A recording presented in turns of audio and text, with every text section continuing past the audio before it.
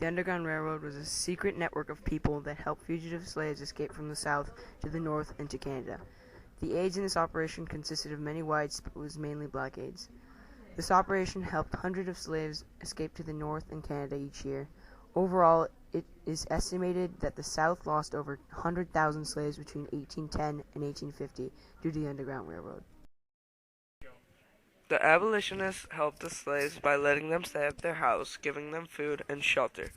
Once the slaves were at their house and ready to go, the abolitionists guided them to the next station.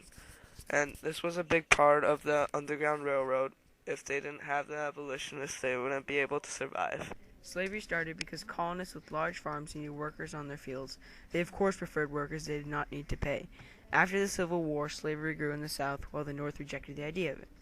Some Americans became extremely wealthy because of the work the slaves did. With wealth came extreme power. When people tried to act out and abolish slavery, the men stopped it.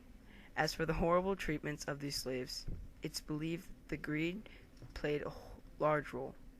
The slave owners were so wealthy and greedy, they wanted no abnormalities or changes.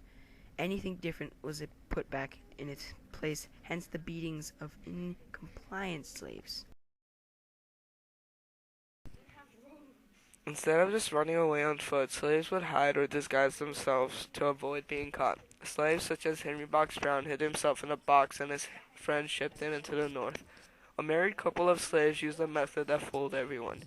The woman had fair skin, fair enough to disguise herself as a white man and her husband as a slave. Then they took the road to the railroad up to the north and were free. Many slaves were beaten and tortured. Often slave families were torn apart when the members were sold to different owners.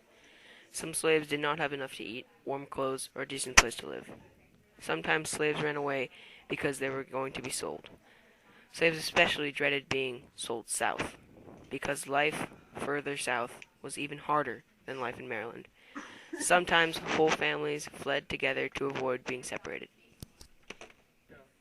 If a runaway slave was caught, the punishment would be very severe. Other times, runaways would be beaten and forced to do extremely hard work.